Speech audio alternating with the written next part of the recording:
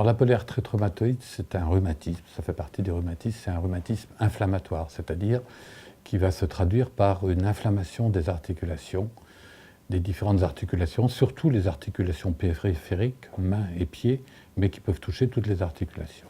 Il faut savoir que dans une articulation, il y a les os, que vous connaissez bien, il y a les cartilages, éventuellement par exemple dans le genou, il y a les ménisques, et puis entourant tout ça, il y a ce qu'on appelle une capsule synoviale. Une synoviale, quelque chose qui va produire un petit peu du liquide dans l'articulation, de telle façon que ça glisse bien, que ça graisse bien l'articulation.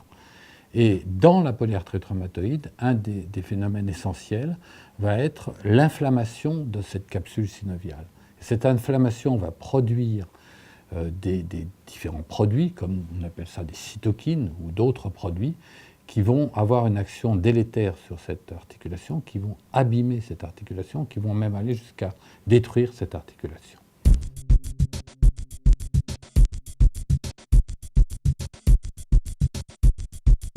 La polyarthrite rhumatoïde est une maladie qu'on peut considérer comme fréquente, puisqu'elle va toucher de 0,3 à 0,5% de la population, ce qui fait environ 300 000 polyarthrites rhumatoïdes en France, entre 7 et 10 000 nouveaux cas par an.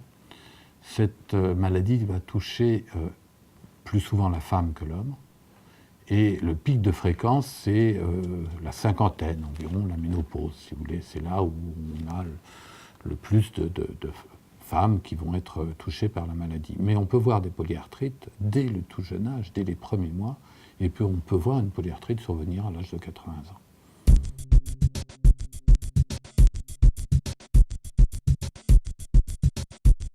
Un certain nombre de facteurs prédisposants ou favorisant la polyarthrite rhumatoïde ont été décrits. Celui qui a été clairement démontré est le tabac, à la fois dans la survenue de la polyarthrite, mais aussi dans la prise en charge de la polyarthrite, car les fumeurs ont plus de mal à être traités que les personnes normales. Il y a d'autres affections comme les maladies parodontales qui vont favoriser la polyarthrite rhumatoïde, mais c'est loin derrière le tabac. On peut retrouver dans certaines familles une certaine prédisposition à ces maladies auto-immunes telles que la polyarthrite rhumatoïde, mais ce n'est pas suffisamment fréquent dans une famille pour que l'on puisse dire c'est une maladie héréditaire ou c'est une maladie pour laquelle, quand on a cette maladie-là, il ne faut pas faire d'enfant. Hein, c'est certainement ça qu'il faut retenir, c'est-à-dire que c'est suffisamment peu fréquent dans une même famille pour qu'on n'ait pas d'angoisse à avoir lorsqu'on a une polyarthrite, on n'a pas d'angoisse à avoir pour ses enfants.